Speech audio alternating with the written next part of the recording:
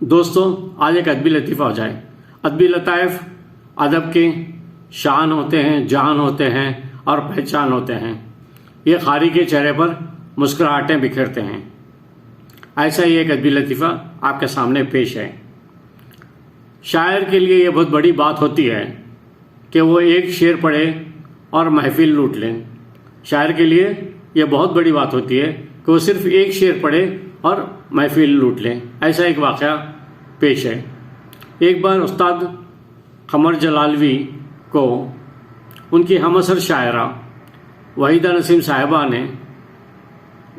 साहिबा जो है गुर्बत की वजह से उस्ताद कमर जलालवी को किसी हद तक कमतर समझती थी।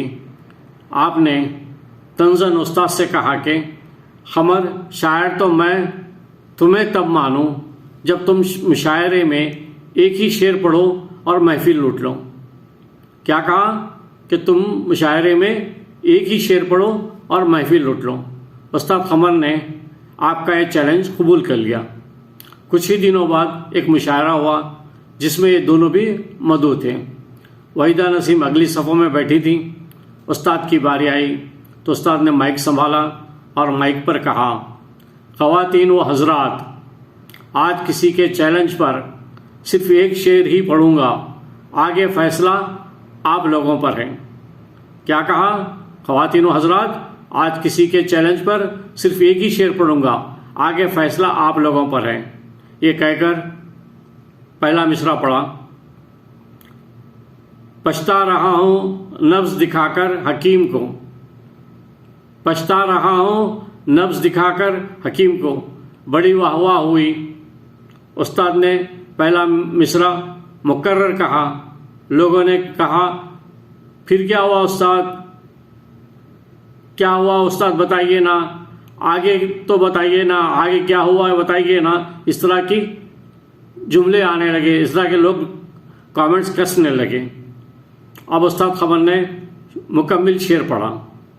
पछता रहा हूँ नब्ज़ दिखाकर हकीम को, पछता रहा हूँ नब्ज़ दिखाकर हकीम को, नुस्खे में लिख दिया है वहीदा नसीम को, नुस्खे में लिख दिया है वहीदा नसीम को।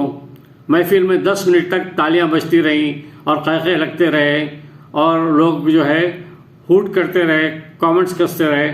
जब कुछ शोर कम हुआ तो बेसख्ता लोगों की नज़रें वहीदा नसीम साहिबा की तरफ गईं, मगर वो तो जाने कब की गायब हो चुकी थी। वो मुशायरा छोड़कर जा चुकी थी। तो दोस्तों, ये अदबी लतीफ़ा आपको कैसा लगा? अगर पसंद आया है तो लाइक कीजिए, कमेंट कीजिए और लोगों से शेयर कीजिए और मेरे चैनल को सब्सक्राइब कीजिए। Thank you very much. शुक्रिया, मेहरबानी।